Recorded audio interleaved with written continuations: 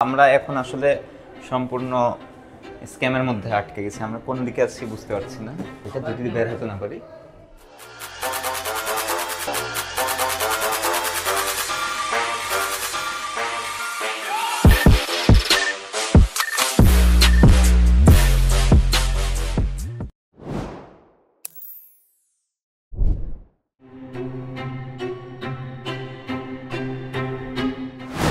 আজকের পার্টে আমরা দেখব কলকাতার সায়েন্স সিটিতে কিভাবে আমরা হারিয়ে গেলাম একটি আয়না ঘরে।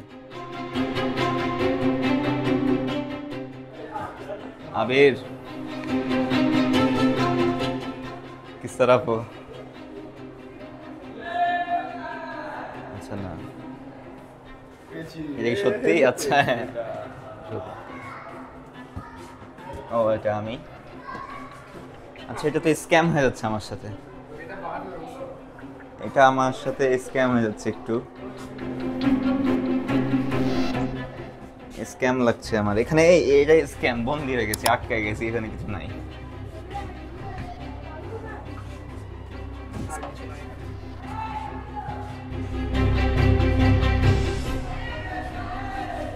আবির দাদা কোথায়?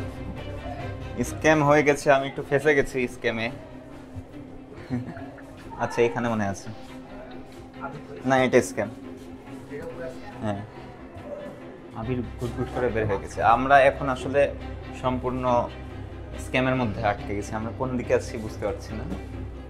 এটা যদি বের হতে না পারি, হ্যাঁ আটকে যাবো তো একদম। না এটা তো স্ক্যাম। না না এই যে আবির, এই যে আবির কোন দিক থেকে আসলো? এই আটকে গেছি, এই যে প্রো হয়ে গেছে খুব।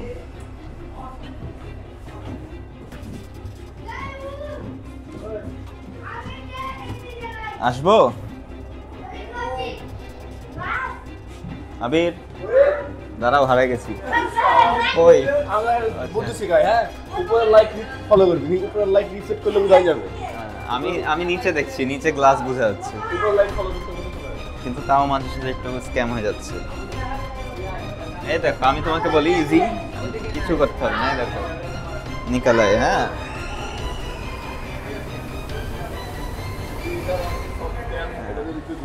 আচ্ছা বের হয়ে গেছি তো বাবা। মজার ছিল এটা, ইন্টারেস্টিং। মিরর মেজ, এখানে আমরা দেখতে পাচ্ছি রিফ্লেকশনকে উল্টো লেখা, কিন্তু রিফ্লেকশনে ঠিক লেখা। মজার, রিফ্লেকশন মিউজিয়ামটা অনেক মজার। এরপরে এখানে আমরা এটা দেখতে পাচ্ছি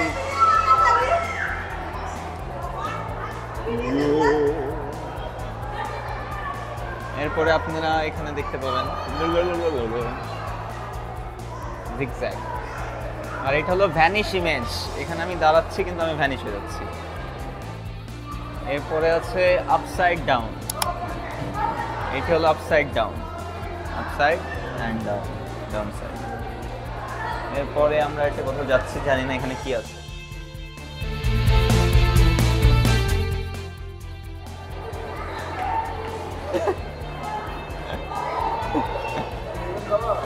হ্যাঁ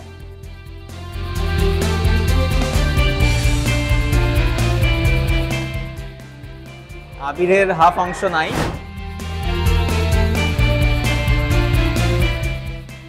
A few moments later. আসলে সায়েন্স সিটিটা অনেক সুন্দরভাবে অর্গানাইজ করা, যেই কারণে আমরা এতক্ষণ যেই জায়গাগুলো ঘুরছিলাম সেগুলোতে সায়েন্স রিলেটেড অনেক কিছু ছিল। এখন আমরা একটি শিপের সেকশনে আসছি। এখানে মূলত ইন্ডিয়ার ইতিহাসের যেসব শিপ আছে বা বোটের যে হিস্টোরি আছে সেখানে অনেক কিছু আমরা এখানে দেখলাম। এরপরে আমরা সায়েন্স সিটিটি সম্পূর্ণ এক্সপ্লোর করছিলাম। সো আলাদা আলাদা সেগমেন্টে, যেমন এখানে আমরা ইন্ডিয়ান হেরিটেজ সম্পর্কে, ইন্ডিয়ান কালচার সম্পর্কে অনেক জিনিস দেখতে পাচ্ছিলাম। সেখানে ইন্ডিয়ান মিউজিক্যাল ইনস্ট্রুমেন্ট থেকে শুরু করে কালচার এবং নানান বিষয় ছিল, এবং সব কিছু আসলে এনজয় করছিলাম। A few moments later. এরপরে সায়েন্স সিটির সামনে একটি প্লেগ্রাউন্ড আছে, যেখানে আমরা কিছু রাইডস আছে সেগুলো আমরা ট্রাই করছিলাম। আর আমরা হলো সায়েন্স সিটির একদম মাঝে একটা বড় মেজ আছে, এবং এইখান থেকে সায়েন্স সিটির একটি সুন্দর ভিউ পাওয়া যায়, এবং বাইরে আরও জায়গাগুলোতে নানান স্পটে ভাগ করা আছে। এরপরে আমরা বাইরে বেরিয়ে আসি এবং মূলত আমাদের সায়েন্স সিটির যাত্রাটা এখানেই শেষ হচ্ছে। সো আশা করি সবার ভালো লাগছে, দেখতে থাকুন।